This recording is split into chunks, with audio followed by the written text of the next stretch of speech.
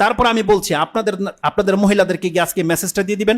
মুসলিমে রয়েছে রাসূল সাল্লাল্লাহু আলাইহি ওয়াসাল্লাম বলেছেন, প্রত্যেকটা প্লেট, প্রত্যেকটা গ্লাস, প্রত্যেকটা পাত্র যা আপনি ব্যবহার করেন, হাত্তা চামচ যেটা, যা কিছু আছে যেটা আপনি ব্যবহার করেন, লবণের বাটি পর্যন্ত, সেটাকে উপর করে রাখবেন। খালিটা হলে উপর করে রাখবেন, আর না হয় যদি কিছু থেকে থাকে সেটাকে ঢেকে রাখতে হবে। রাসূল সাল্লাল্লাহু আলাইহি ওয়াসাল্লাম বলছেন একটা কাঠির টুকরাও যদি হয় আপনাকে ওটা উপরে দিয়ে রাখতে হবে। কেন? রাসূল সাল্লাল্লাহু আলাইহি ওয়াসাল্লাম বলছেন প্রত্যেক বছরে একবার আকাশ থেকে বালা মুসিবত নাজিল হয়। যদি কোনো পাত্র খোলা থাকে সেই পাত্রতে সেই ভাইরাস পড়ে যায় আর মানুষ আক্রান্ত হতে পারে। এই হাদিসটা মুসলিমে রয়ে গেছে। এজন্য তাদেরকে বলবেন সন্ধ্যা হলে ঘরের দরজাগুলোকে লাগিয়ে নিতে এবং হাত ধোয়া ছাড়া যেন কোনো কিছু স্পর্শ না করে। বাচ্চাদেরকে প্র্যাকটিসিং করাতে বলেন, আর প্রত্যেকটা খাদ্যের পাত্র সেটাকে ঢেকে রাখতে বলবেন। আপনাকে যদি একটা গ্লাস পানিও কেউ এনে দেয় সেটাকে বলবেন যে ঢেকে নিয়ে আসতে।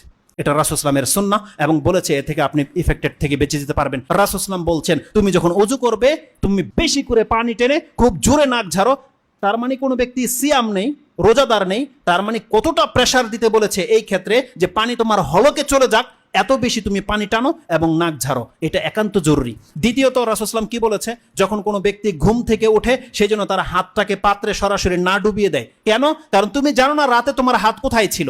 তার মানে আমাদেরকে কি না জানানো হয়েছে আপনি বলেন। এইভাবে বহু কিছু দিক নির্দেশনা রয়েছে। যেহেতু সময় চলে গেছে, কিন্তু আমার খুব একান্ত ইচ্ছা ছিল যে কিছু গুরুত্বপূর্ণ কথা থেকেই গেল, এটা হয়তো যদি কোনো ব্যক্তি প্রশ্নের মাধ্যমে জানতে চায় সেটা বলে দেব, অথবা আজকের বিষয়টা ইনশাল্লাহ বাসায় যদি আমি পারি রেকর্ড করে আমি নেটে দিয়ে দিব, যাদের প্রয়োজন দেখে নিতে পারবেন। আল্লাহ যেন আমাদেরকে বোঝার এবং সে অনুযায়ী আমল করার তৌফিক দান করে, এবং এই সমস্ত বিভ্রান্তিকর বিষয় থেকে আল্লাহ যেন আমাদেরকে বাঁচার তৌফিক দান করে, আমাদেরকে যেন আল্লাহ সুবহানাহু ওয়া তাআলা দ্রুত তওবা করে তার মুখে হওয়ার তৌফিক দান করে, এবং যেই কোনো মুসিবত আমাদের জীবনে আসুক না কেন আল্লাহ যেন আমাদের জন্য তাতে কল্যাণী রাখে, আমাদেরকে যেন আল্লাহ কাফেরদের মতো বিচার না করে, আমাদেরকে যেন আল্লাহ সুবহানাহু ওয়া তাআলা পাপ মুক্ত করে, এবং আমাদেরকে যেন পরকালমুখী হওয়ার তৌফিক দান করে।